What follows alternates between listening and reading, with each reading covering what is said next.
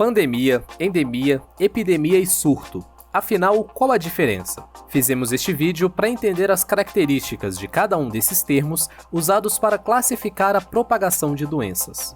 Primeiro é preciso entender que há uma escala de gravidade do avanço de uma doença, sendo a epidemia o pior dos cenários, embora todos esses níveis tenham a mesma origem. A OMS, Organização Mundial da Saúde, é responsável por determinar se essa doença subiu para uma escala de ameaça global, como ocorreu em 2020, quando decretou a pandemia de Covid-19. Vamos começar explicando o que é um surto.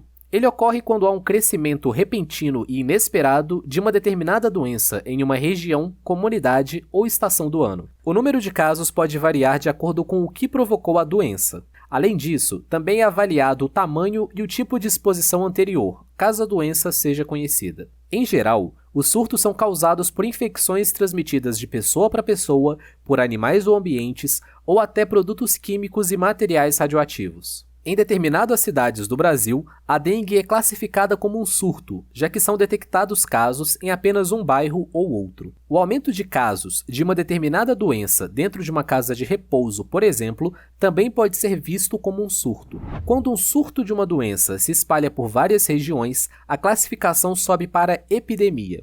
As epidemias podem ocorrer em nível municipal, quando existem surtos em vários bairros, em nível estadual, quando são registrados surtos em várias cidades, ou em nível nacional, quando atinge todo um país. É importante especificar que doenças sazonais, em que os casos crescem em determinada época ou estação do ano, não são consideradas epidemias. As doenças podem ainda ser classificadas como endêmicas. Neste caso, o termo é usado quando ela se manifesta com frequência em determinada região, mas tem um número de casos esperado. Ou seja, há um padrão relativamente estável que prevalece. A malária, doença infecciosa causada por protozoário, é um exemplo de endemia presente em mais de 100 países, incluindo o Brasil. Quando uma doença se espalha pelo mundo e ameaça praticamente todos os países, ela passa a ser classificada como uma pandemia. Quando uma doença recebe essa classificação, não significa que a situação é irreversível, ou que o agente causador da doença, seja vírus ou qualquer outro patógeno,